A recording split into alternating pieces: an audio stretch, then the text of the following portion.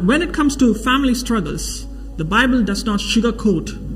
And there are many sad and heartbreaking stories in the Bible about family struggles. For example, the Bible talks about a feud between father and son, David and Absalom. We all know this. A father and son rivalry where Absalom was bent on killing his father David, and he was bent on taking his throne, and he slept with his father's concubines in a broad daylight to insult him. He plotted to kill his own father. He sent his army, and David, being a good father, he left his throne and he ran away so that his son will not get hurt. But sadly, Absalom got killed in that war, and David's heart broke when he heard that his son Absalom was killed. He's the same Absalom who tried to kill his father, but David's heart broke when he heard that Absalom was killed. It shows in a family rivalry, there is no winner. If you lose, you will cry. If you win, you will cry, because at the end of the day, it's your family. Family rivalry can be heartbreaking. David also had another son by name Amnon, and Amnon brought another heartache to David. The Bible says he fell in love with his stepsister Tamar, the daughter of another wife. And the Bible says Amnon became so obsessed with his sister Tamar that he made himself ill. Being obsessed is not love. And he made a cunning plan, and he pretended to be ill. And his father David asked, like, "What do you want? How can I help you?" And then he said, I would like Tamar to bring me some food. Long story short, when Tamar entered the room, he forcefully raped her. The Bible says, this is the saddest part of the story, then after he raped her, then Amnon hated her with intense hatred. In fact, he hated her more than he had loved her. Amnon said to her, "Get up and get out." And that's the world we live in. First he was obsessed, and then he hated her. And this is not true love. This is lust. If you are in relationship, we need to understand the difference between lust and love. Many families are broken because of lust. Earlier this year, after 27 years of marriage, Bill and Melinda Gates, they announced their split in May. In her petition for divorce, the marriage was described as irretrievably broken. It was revealed in 2021 that Bill Gates had a lengthy affair with a Microsoft employee, and he reportedly asked several women in the office while he was married. And Melinda Gates said in an interview, "It's unbelievably painful in innumerable ways." If you think wealth and money will bring peace to your family, think again. You can have the richest family, you can be part of the richest family in the world and still be broken in heart. A few months back, the bitter court battle between Johnny Depp and Amber Heard was in headlines almost every day. I mean, you can't get past this news. If you open the phone, it was there. If you switch on the TV, it was there.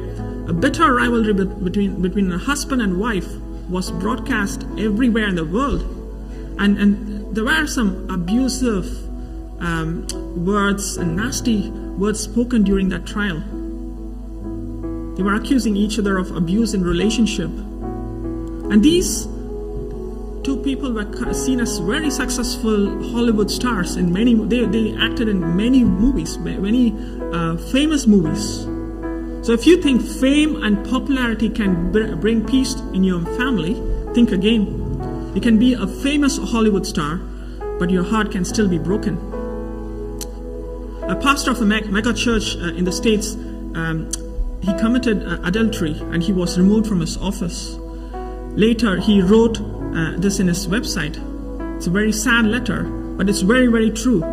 He said, "Many of you already know this. I used to be a pastor. Some would even say a successful pastor. Two things I had come to believe were secure forever apart from my relationship with God, were my 21-year marriage and my calling as the senior pastor of Coral Ridge Church. I lost both during the spring of 2015 due to my own sin and selfishness. I was unfaithful to my wife and therefore deserved to lose both my marriage and the ministry God had given me. With those two losses, however, came 1,000 other losses: the loss of close friendship, the loss of peace and security on my kids' face, the loss of purpose, the loss of public credibility, the loss of confidence in God's goodness, the loss of financial stability, the loss of hope, the loss of joy, the loss of opportunity, and the loss of life as I knew it. Life went from feeling like a fairy tale to feeling like a violent tragedy. Overnight, everything gone. Sin always has terrible consequences, both in this world and eternally. Bible also talks about Hannah and Elkanah. Elkanah had two wives. Peninnah had children, but Hannah didn't have children. So the Bible says every year, or even during dinner time, every day, Peninnah provoked Hannah to the point that she will cry, and there will be a lot of arguments in the house. So that's a picture of many family. There was lack in Elkanah's house, and there was tension and tears in Elkanah's house.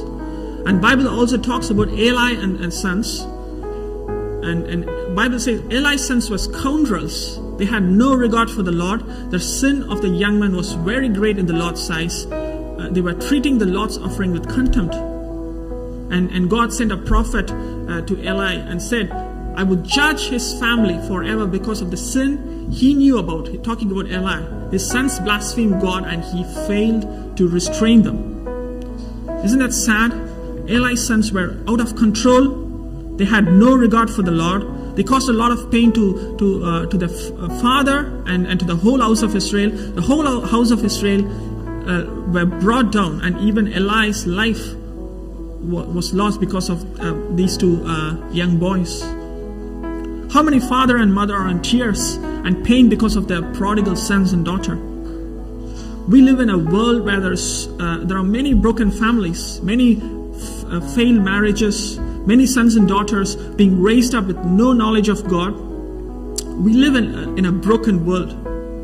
Maybe you're hearing this or you're watching this and you can relate to your family, and you think your family is broken and wondering if there is any hope for you. How can we rebuild our families? I'm going to quickly share three or four small points before I close. The first thing we need to understand is we need to fight for our family. We should never ever give up on our families, but fight. God can rebuild our families, revive our families, no matter what situation we are in. There's a beautiful verse in Job that says, for there is hope for a tree, if it be cut down, that it will sprout again, and that its shoots will not cease. There is hope. We should never ever give up on our families. And Nehemiah saw a city with broken walls. When he tried to rebuild it, he faced a lot of opposition, a lot of enemies when he tried to rebuild the wall. And this is what he said. Very powerful verse, and I really like this verse. It says, don't be afraid of them. Remember the Lord who is great and awesome, and fight for your families, your sons and your daughters, your wives and your homes. And if you read that chapter further, they face so much opposition.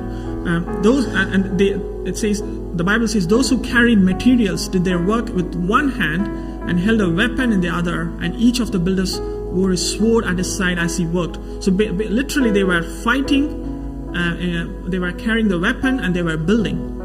It goes hand in hand. When you are trying to build your family, we also need to fight for our families. But our enemy is not physical enemy. Our enemy is spiritual. So we need to fight for our families on our knees. We need to pray. We need to fight for our families in prayer. Our family is worth fighting for. Our family is worth praying for. Bible says Jacob wrestled with God in prayer all night because he was so afraid that Esau is going to come and kill his family. We need to learn to wrestle with God in prayer and ask Him to protect our families.